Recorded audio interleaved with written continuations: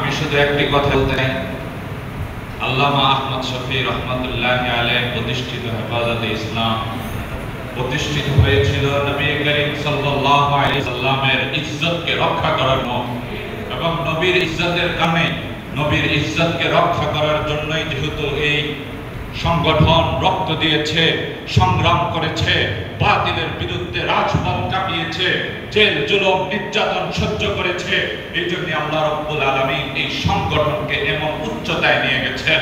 হেফাজতে ইসলাম থাকবে, হেফাজতে ইসলাম ছিল, হেফাজতে ইসলাম থাকবে। এই হেফাজতে ইসলামকে নিয়ে যারা ছেড়ে খেলবে তারা আবুল ফজলের মতো সমাজ থেকে নিঃশেষ হয়ে যাবে, নিঃশেষ হয়ে যাবে। হেফাজতে ইসলামের কিচ্ছু হবে না।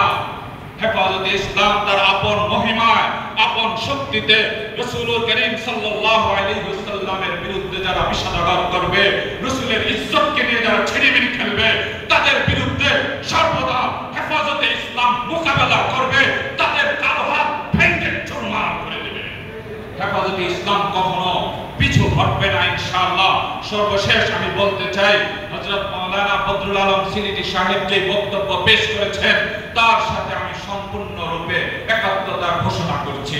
ওয়া আখিরু দাওয়ানা আলহামদুলিল্লাহি রাব্বিল আলামিন।